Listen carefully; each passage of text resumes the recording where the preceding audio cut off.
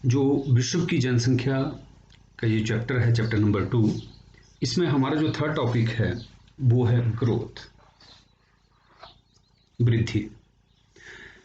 वृद्धि का मतलब हुआ कि कुल संख्या में बढ़ोतरी। तो वृद्धि दर का तात्पर्य कि किसी एक विशेष समय अवधि में बढ़ने वाली संख्या को वृद्धि कहा जाता है। तो यहाँ जनसंख्या की बात है, तो जनसंख्या का मतलब कि एक पर्टिकुलर ईयर में या पर्टिकुलर पीरियड में होने वाली वृद्धि को जनसंख्या वृद्धि कहा जाता है और इसे प्रतिशत में व्यक्त किया जाता है। ठीक है। फॉर एग्जाम्पल इंडिया है। इंडिया में हर 10 वर्ष के पश्चात जो है जनगणना का काम जो है वो किया जाता है। ठीक, यहाँ पे एक एग्जाम्पल मैंने दिया है कि 2011 में भारत देश की जो टोटल पॉपुलेशन थी वो 102.70 लाख थी। ठीक है। और 2011 में जनसंख्या बढ़कर के 121 करोड़ के आसपास हो गई। ठीक, फॉर एग्जाम्पल। और इन दोनों ही इस समय अवधि में वेरिएशन कितनी आई भारत देश की पॉपुलेशन में? राउंड अबाउट जो है 18 करोड़ की डिफरेंस जो है वो आया। तो ये वृद्धि हुई और इसको प्रतिशत में व्यक्त किया जाता है। तो वृद्धि दर कितनी हुई? ये हुई 1.64% जो है वो वृद्धि दर हुई। तो भारत देश में इस अवधि में, यानी कि 10 वर्ष की जो अवधि है, इस अवधि में कितनी परसेंट पॉपुलेशन बढ़ी? वो बढ़ी 1.64% की रेट से जो है वो भारत देश में वृद्धि हुई। ठीक है, इसको कहा जाता है जनसंख्या वृद्धि। ओके। अब जनसंख्या वृद्धि को 3 घटक जो हैं, 3 कंपोनेंट्स जो घटक हैं वो 3 घटक हैं, ये प्रभावित करते हैं। अब 3 कंपोनेंट्स कौन कौन से हुए? पहला हुआ बर्थ रेट, सेकंड है डेथ रेट और थर्ड है माइग्रेशन। ठीक है, एक एक करके हम डिस्कस इसको करते हैं। पहला आता है बर्थ रेट, जन्म दर। जन्म दर से अभिप्राय क्या हुआ कि समय की एक निश्चित अवधि में जीवित बच्चों की जो संख्या है, ठीक है, कितने के ऊपर? 1000 व्यक्तियों के ऊपर जीवित बच्चों की संख्या को या जन्म लेने वाले बच्चों की संख्या को हम क्या बोलते हैं? जन्म दर कहते हैं। ठीक है, प्रति 1000 व्यक्तियों के अनुपात में। इसको CBR भी कहा जाता है। CBR का मतलब हुआ क्रूड बर्थ रेट। ठीक है, क्रूड बर्थ रेट। तो जो क्रूड बर्थ रेट है इसको एक फॉर्मूले के द्वारा जो है ज्ञात किया जाता है, BI/P इंटू 1000। BI का मतलब हुआ बर्थ और टोटल पॉपुलेशन उसी पर्टिकुलर एरिया पर्टिकुलर टाइम में, और इसको 1000 से जो है डिवाइड कर दिया जाएगा। इससे जन्म दर जो है निकल आती है। ठीक है। अब ये जनसंख्या वृद्धि को कैसे प्रभावित करेगी? जन्म दर जनसंख्या वृद्धि को, अगर किसी देश में जनसंख्या में जो अगर जन्म दर उच्च है और मृत्यु दर कम है तो क्या होगा? जनसंख्या बढ़ेगी। राइट, यानी कि पॉजिटिव में हो जाएगा। जो जनसंख्या वृद्धि दर है वो नेगेटिव भी होती है और पॉजिटिव भी होती है। अभी मैंने कहा कि बर्थ रेट अगर ज्यादा है और डेथ रेट अगर कम है तो क्या होगा? जो जनसंख्या वृद्धि है वो पॉजिटिव में होगी, धनात्मक होगी। ठीक है। और इसके विपरीत इसी में ही अगर डेथ रेट ज्यादा है और बर्थ रेट कम है तो क्या हो जाएगा? ये ऋणात्मक हो जाएगी, नेगेटिव हो जाएगी। ठीक है। तो ये जनसंख्या वृद्धि दर को जो है ये प्रभावित करेगी, जन्म दर। अब दूसरे कंपोनेंट की हम बात करते हैं। दूसरा है death rate, CDR, crude death rate. Formula है death D/P multiple bye 1000।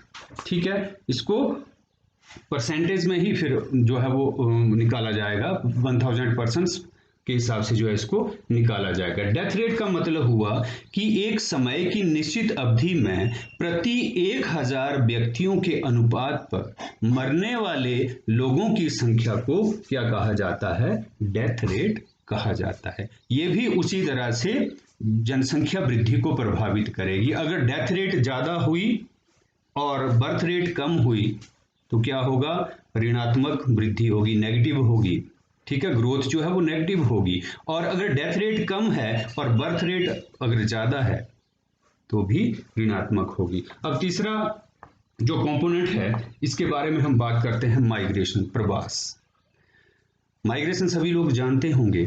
Migration से अभिप्राय है कि एक स्थान का त्याग करके दूसरे स्थान पर जाकर के रहने को क्या कहा जाता है, माइग्रेशन कहा जाता है। ठीक है, कि एक स्थान को छोड़ करके दूसरे स्थान पर जाकर के रहने को प्रवास कहा जाता है, माइग्रेशन कहा जाता है। और ये माइग्रेशन जो है बहुत बड़ा फैक्टर है। किसी भी देश या किसी भी प्रदेश की पॉपुलेशन की जो जनसंख्या वृद्धि है, ग्रोथ है, उसको ये फैक्टर जो है सबसे ज्यादा प्रभावित करता है। और बहुत सारे ऐसे कारण हैं जिन कारणों से लोग माइग्रेट होते हैं, एक जगह से दूसरी जगह की तरफ जो है वो माइग्रेशन लेते हैं। बहुत सारे कारण हो सकते हैं, गरीबी हो सकता है, बेरोजगारी हो सकता है, असुरक्षा हो सकता है, ठीक है, मनोरंजन हो सकता है, शिक्षा, स्वास्थ्य, ऐसे बहुत सारे फैक्टर्स हैं जो फैक्टर जो हैं लोगों को मजबूर करते हैं माइग्रेट होने पे। तो माइग्रेशन जो है, जिस स्थान से माइग्रेशन होता है, मान लीजिए कि एक स्थान से एक व्यक्ति जो है दूसरे स्थान के ऊपर जाता है, जिस स्थान से वो जाता है उस स्थान को कहा जाता है प्लेस ऑफ ओरिजिन, उद्गम स्थल। ठीक है, और जिस स्थल के ऊपर जाकर के वो रहता है उसको कहा जाता है place of destination. Place of origin हो गया और प्लेस ऑफ डेस्टिनेशन हो गया। ठीक है, गंतव्य स्थल। तो जिस स्थान से, मान लीजिए कि एक स्थान से एक व्यक्ति अपने गांव को छोड़ करके, गांव को या स्थान को छोड़ करके जाता है, तो वो गांव क्या हुआ, उसका प्लेस ऑफ ओरिजिन हुआ, वहां से वो गया। ठीक है, अपने परिवार के साथ जाता है। मैं यहाँ पे सिर्फ एक व्यक्ति बोल रहा हूँ, हो सकता है कि एक समूह हो, एक कोई एक विशेष वर्ग हो। अगर वो जाता है उस स्थल से, तो किसी भी क्षेत्र, शहर की तरफ अगर वो प्रवास कर जाता है, माइग्रेट कर जाता है, तो विलेज में क्या हुआ, वहां पे पॉपुलेशन जो है वो कम होगी, राइट। और जिस कस्बे में, जिस शहर में वो गया, उस स्थान की पॉपुलेशन जो है बढ़ गई। ठीक है, तो इस तरह से जो जनसंख्या वृद्धि दर है वो, उसको सबसे बड़ा फैक्टर जो है ये माइग्रेशन प्रभावित करता है। इसके दो फैक्टर हैं। ठीक है, फैक्टर जो है इसके दो फैक्टर है, एक है पुल फैक्टर और एक है पुश फैक्टर। पुल फैक्टर का मतलब हुआ, पुल फैक्टर हुआ कि अपकर्ष कारक जिसको हम बोलते हैं हिंदी में, और पुश फैक्टर हुआ प्रतिकर्ष। ठीक है, अपकर्ष का मतलब पुल, पुल मतलब अपनी तरफ आकर्षित करना। ठीक है, पुल फैक्टर हुआ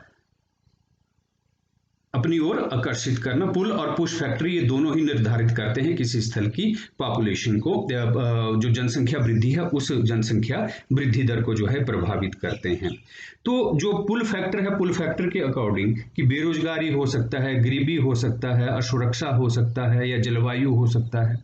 इस तरह के फैक्टर हैं जिन फैक्टर से लोग जो हैं क्या हो जाते हैं, अपकर्ष कर जाते हैं, या फिर वहां से जो है वो मजबूरी के कारण जो है अपने स्थल को छोड़ते हैं।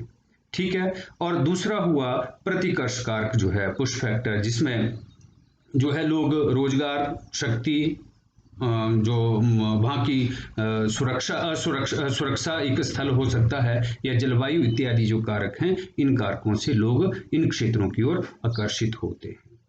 ठीक है, तो आज के लिए लगभग इतना ही, और उम्मीद करता हूं कि इस लॉकडाउन के पीरियड में आप सभी अपने घरों में होंगे, सुरक्षित होंगे, और लॉकडाउन का अनुपालन आप लोग कर रहे होंगे। सो अंत में, stay at home, stay safe and maintain social distancing. ठीक है, आप अपने आप को भी सुरक्षित कीजिए, अपने परिवार को भी, और उसके साथ साथ जो है पूरे अपने समाज को भी सुरक्षित कीजिए। Thank you for watching.